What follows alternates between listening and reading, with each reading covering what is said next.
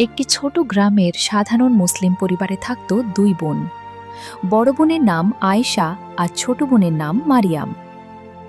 আয়েশা ছিল খুব ধৈর্যশীলা, নিয়মিত নামাজ পড়ত এবং সব সময় আল্লাহর উপর ভরসা রাখত। মারিয়াম ছিল চঞ্চল, কিন্তু সেও তার আপুর কাছ থেকে ইসলামী শিক্ষা নিত।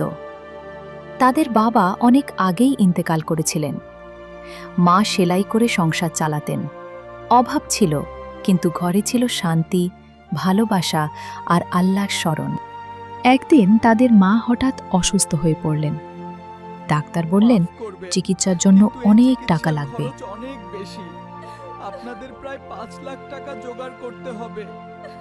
মা কাঁদতে কাঁদতে বললেন, মেয়েরা, আল্লাহর উপর ভরসা হারিও না। সেদিন রাতে আয়েশা তাহাজ্জুদে দাঁড়িয়ে কাঁদতে কাঁদতে দোয়া করল, হে আল্লাহ, আমার মাকে সুস্থ করে দিন। মারিয়ামও পাশে বসে ছোট্ট হাতে দোয়া করল।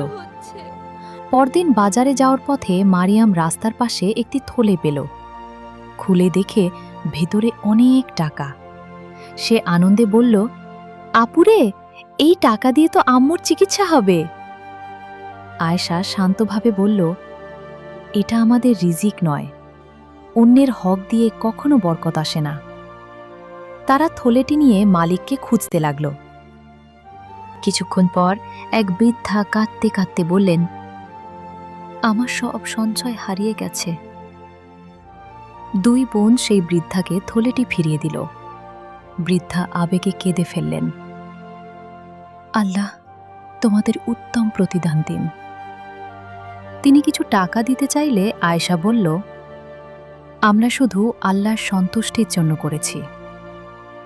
সেদিন সন্ধ্যায় গ্রামের এক দয়ালু মহিলা তাদের বাড়িতে এলেন।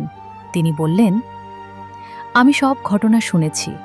তোমাদের সততায় মুগ্ধ হয়ে তোমাদের মায়ের চিকিৎসার দায়িত্ব নিতে চাই। দুই বোন সিজদায় পড়ে আল্লাহর শুকরিয়া আদায় করল। কয়েক সপ্তাহের মধ্যেই তাদের মা সুস্থ হয়ে উঠলেন। কিছুদিন পর আয়েশা মারিয়ামকে বলল, দেখেছ, আল্লাহ কখনো সৎ মানুষের আমল নষ্ট করেন না। মারিয়াম হাসল, আর দোয়া করলে আল্লাহ অবশ্যই শুনেন। এই গল্পটি থেকে আমরা কি শিখলাম? আমরা শিখলাম যে আল্লাহর উপর ভরসা করে আল্লাহ তার জন্য যথেষ্ট। সূরা আত-তালাক 65:3।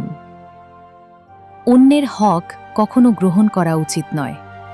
সততার প্রতিদান আল্লাহ অবশ্যই দেন। দোয়া ও ধৈর্য মুমিনের সবচেয়ে বড় শক্তি। আরও নতুন নতুন গল্প শুনতে চ্যানেলটি সাবস্ক্রাইব করে রাখুন। আপনাদের জন্য আরও অনেক গল্প আসবে আমার এই চ্যানেলে। ভালোবাসা দিয়ে পাশে থাকবেন আশা করি।